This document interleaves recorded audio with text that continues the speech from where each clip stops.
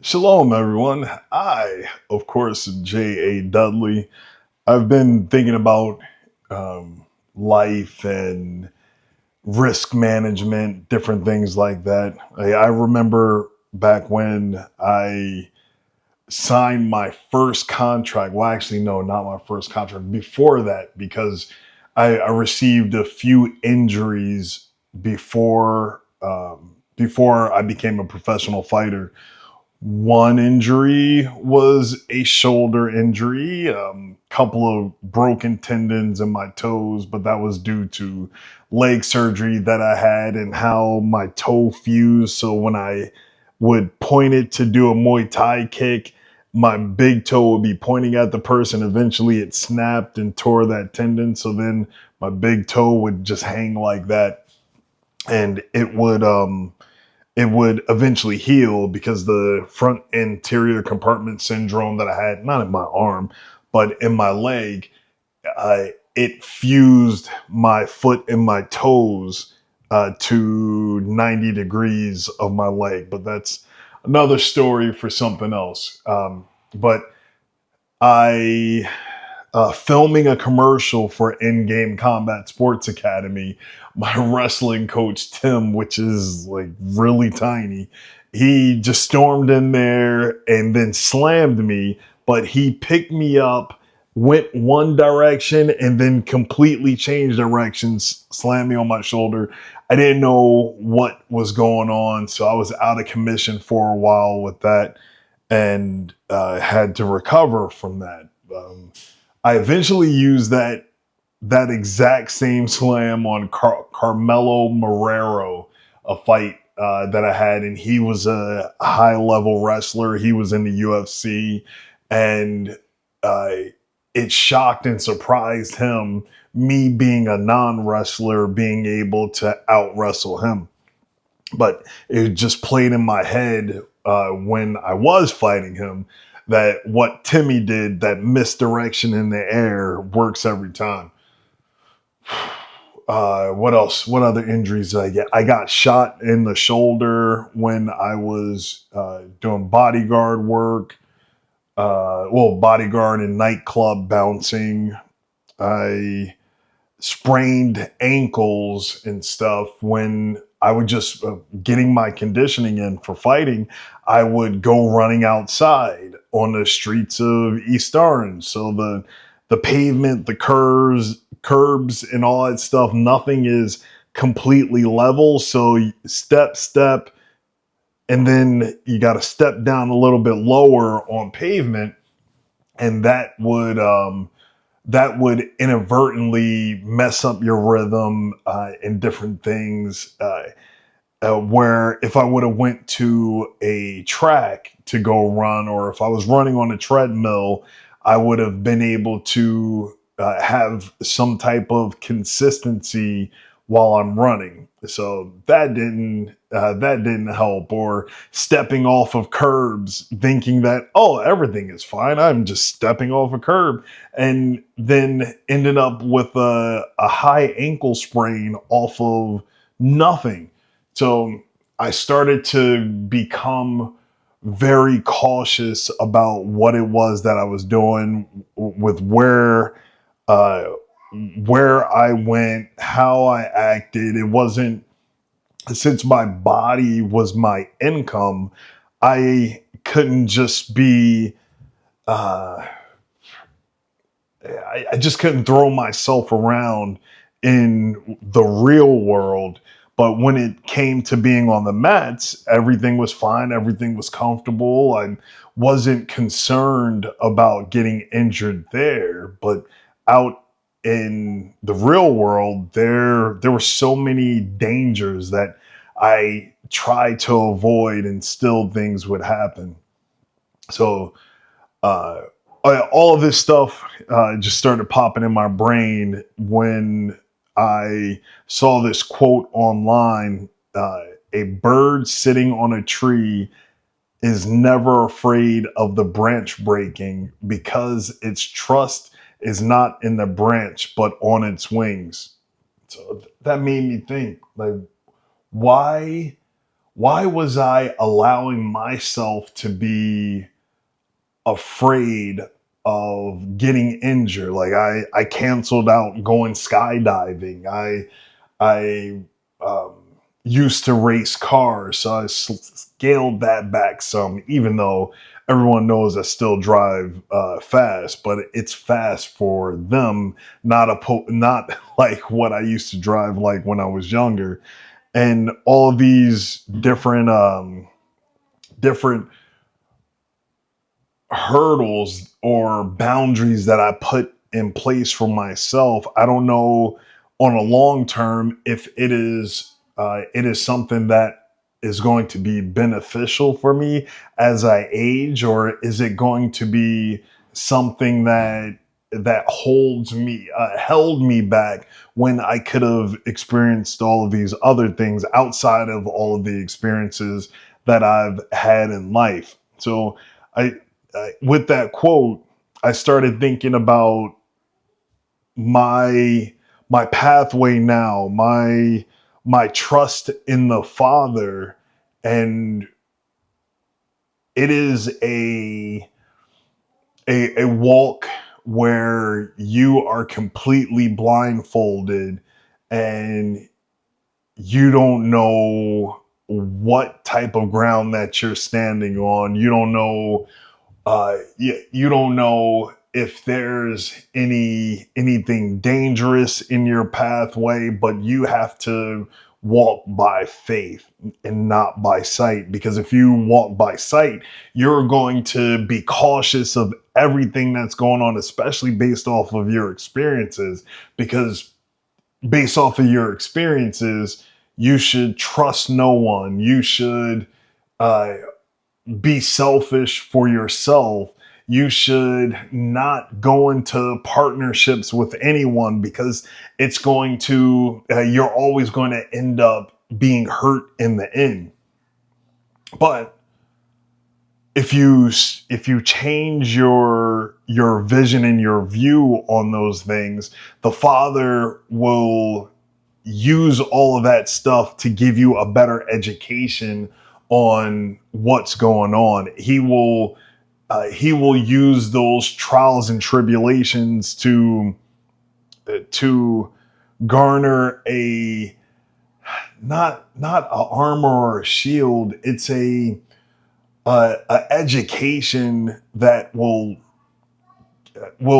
move you forward in life. You will know what to look out for because you're trusting in the Father. You're having faith in where the Father is guiding you to, but you'll also have this better discernment, seeing like, well, I've seen that before, but the Father is telling me I should do this now, or I should open my doors to you now, knowing that people like you will have a track record that could potentially do deceitful things. Or maybe the Father has touched your heart and put you on the right pathway, and you just need a little bit of guidance to get to where you need to be. So it's a real struggle and a toss up, whether it's your body that you're putting on the line, or your trust that you're putting on the line, or your your faith that you're putting on the line. Like, I got a couple of verses here. Those who trust in Yahweh are like Mount Zion. It is not shaken, it remains forever. That was from Psalms 125, verse 1. And then trust in Yahweh forever, for in Yahweh is a rock of ages. Oh, yeah, I read that right. Yes. That was Isaiah 26:4. It is better to take refuge in Yahweh than to trust in man. That's back to Psalms 118, verse 8. So you want to have your solid foundation, but remember earlier I said a bird sitting on a tree is never afraid of the branch breaking because its trust is not in the branch, but on its wings. So the Father has given you these abilities to trust in your wings, where you're standing on that branch thinking that this is going to hold and support me. And if you start to feel it cracking or it's blowing in the wind, you can start to question that branch instead of trusting in your wings, because if the branch breaks, you can still fly. If the wind is blowing, you can still fly. If the tree gets cut down, you can still fly. You shouldn't worry or concern yourself with those issues, because it's not an issue if you just have faith. That we all live here on earth, right? We are looking at earth as being our solid foundation, but it is just a rock falling through space, actually, at 67,000 miles per hour. Most I've ever been, the fastest I've ever been in a car is 180 is about the fastest that I've driven in a car. And not on a racetrack. This is just regular roads and highways. And that's where that focus of, I can't crash this thing. I have to trust in the maintenance that I did in this vehicle. I have to trust in my skills and abilities and alertness and reaction time and all of that stuff. But we're just comfortable going 67,000 miles per hour on this pale blue dot falling through space. And at the same time that we're falling through space at that speed, we're spinning around at 1,000 miles per hour. But nobody complains. Nobody blinks an eye, because their perspective is totally shifted. They're focused on the minimal things, the things that are around them, instead of the big picture. The big picture of, oh, I am on an unstable platform, but I have faith. I'm that bird that's sitting on a branch knowing that I can fly. So why am I going to be worried and concerned about it? There's no reason to. For what? What is the purpose of being concerned with those things? Like, oh, this isn't working for me here. This isn't working for me there. Well, hasn't the Father brought you through every time? It may have been tough. It may have been a struggle, but the Father has brought you through, and then you were grateful. Did you say thank you for those tough times? Did you say thank you for that education of pain, sorrow, and anguish? That's those unequal weights and measures where you need to be thankful for it all. Because without the rainy days, how can you appreciate the sunny days? Without the cold, wet, gloomy winters, how can you appreciate the bright, warm, sunny summers?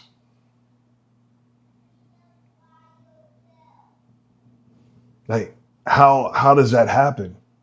If it was always bright and sunny summers, would you appreciate that? Or would you would you start complaining like, oh, it's too hot, oh, it's this, oh, it's that? Then when it cools off, it's like, oh, I wish I had those hot days. Like, oh, I miss all of that. Then when you get them again, oh, it's the bugs. Oh, it's this. Oh, it's that.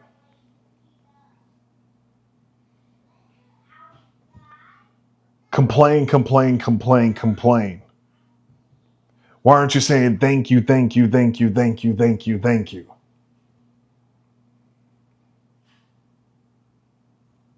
That's what I always wonder about people.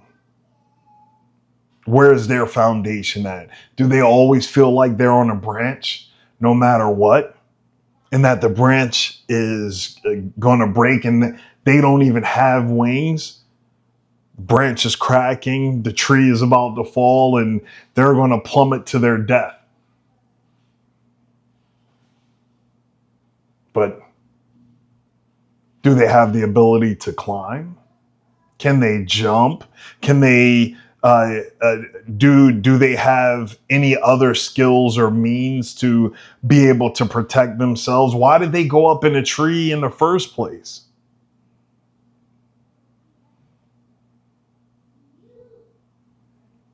You may wonder those things. Maybe they wanted to just go up there so they could get a better view on what they can complain about. It's like, oh, well, I'm always down here on the ground and everybody gets to go up there. I want to go up there. Then they get up there and they aren't grateful for being able to get up in the tree. When they get up there, they're grumpy and complaining and all this other stuff. It's like, okay, well, now that you're here, uh, let's see what you do as we introduce you to gravity and then you start falling to the ground. Are you going to be grateful for that past moment of you being up in a tree, or are you going to be complaining about falling down back down to the earth? That stable foundation that's falling through space at 67,000 miles per hour. A lot of people need to change their priorities. They need to appreciate the land that the Father has given them.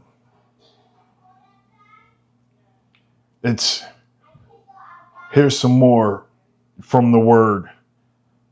Therefore, anyone who hears these words of mine and does them shall be like a wise man who built his house on the rock. And the rain come down, and the floods came, and the winds blew and beat on the house, and it did not fall, for it was founded on the rock. And everyone who hears these words of mine and does not do them shall be like a foolish man who has built his house on the sand. And the rain come down, and the floods came, and the winds blew, and they beat on that house, and it fell. And great was its fall. And it came to be when Yeshua had ended these words that the people were astonished in his teaching, for he was teaching them as one possessing authority, not as the scribes. That was from Matthew 7:24 through 29. Now think about everybody that's like, oh, I want the view. I want to do this. I want to do that. Like, let's make stuff happen on a beach. Or the people that complain about climate change and then they go get beachfront property. Like, where? And then they complain when their house gets destroyed. What are you thinking about? How about, oh, the Father gave me a learning experience. I built my house right next to the water that got destroyed, but I'm safe, healthy, and I should be happy. I should be grateful.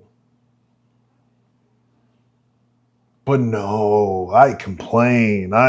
I bitch and moan. I like, oh, why have you done this to me? Well, you have that knowledge.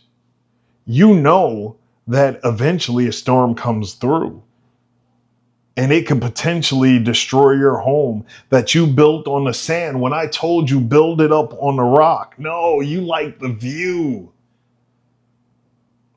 Those sunrises over the horizon. Oh, it's just so marvelous. It's so beautiful.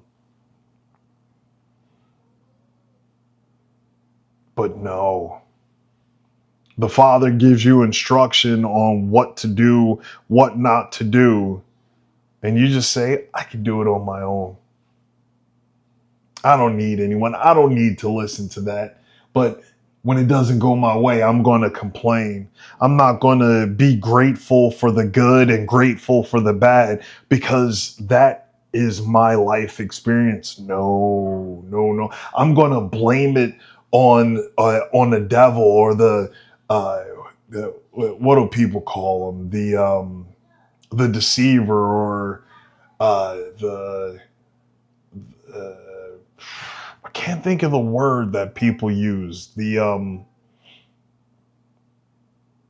not the intercessor, the can't even think of that word. Maybe if I remember it later on, I'll put it down in the comments. But people give all of this power to the devil.